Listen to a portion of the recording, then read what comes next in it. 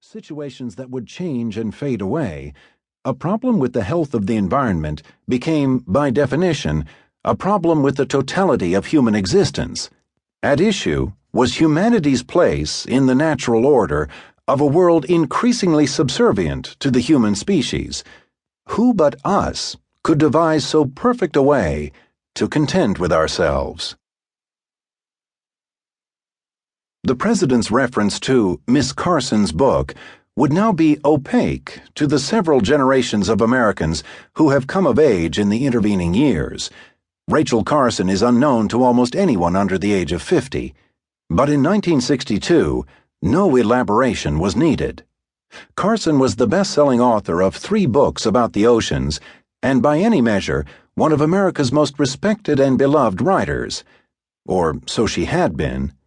The new book to which Kennedy referred, Silent Spring, was a bristling polemic about the indiscriminate use of pesticides. It was unlike anything Carson had previously written. Although not yet actually a book, it wouldn't be published for another month. In June, 3 long excerpts from Silent Spring had appeared in consecutive issues of The New Yorker. By the time of Kennedy's press conference, the New Yorker articles had raised public alarm in the United States and abroad, and prompted the chemicals industry to launch an angry and concerted effort to discredit Silent Spring and destroy its author. The woman at the center of this firestorm scarcely seemed capable of becoming such a polarizing figure. Now 55 years old, Rachel Carson had spent most of her adult life in the company of her mother, writing, bird-watching, and visiting the seashore. Petite, soft-spoken, and nearly apolitical, she lived quietly in a leafy suburb of Silver Spring, Maryland, with a cat and her orphan 10-year-old grandnephew, Roger Christie, whom she had adopted. Carson had earned a master's degree in zoology at Johns Hopkins University, but had never worked as a scientist. In the gloom of the Great Depression, she instead found a job as an information specialist with the federal government's Bureau of Fisheries, an agency later merged with the Biological Survey to form the U.S. Fish and Wildlife Service. In 1951, her book, The Sea Around Us, made Carson's literary reputation. It stood atop the New York Times bestseller list for 39 weeks and won the National Book Award, and she left government service.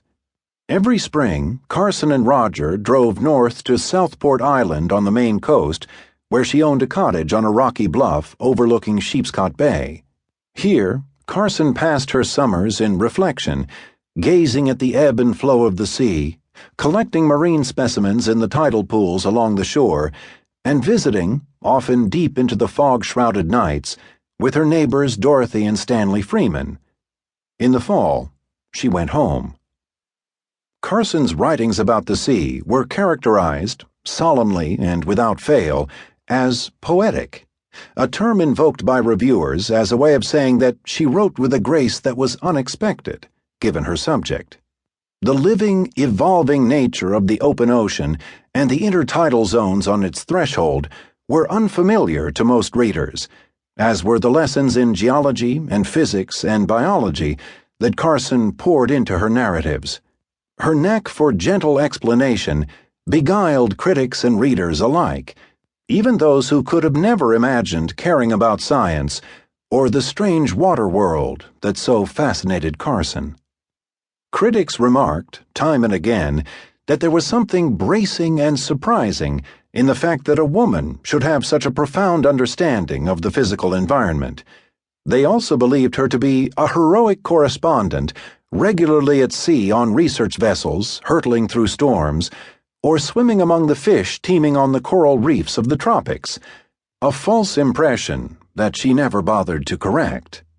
A friend who once drew a caricature of Carson's public persona had depicted her as an Amazon towering at the edge of a stormy sea, a harpoon in one hand and a writhing octopus in the other. Carson, who would have been more accurately shown hunched over a microscope or in the library surrounded by piles of books, thought the drawing hilarious. A slow writer who revised endlessly, Carson had worked on Silent Spring for almost 4 years, though she had worried for much longer than that.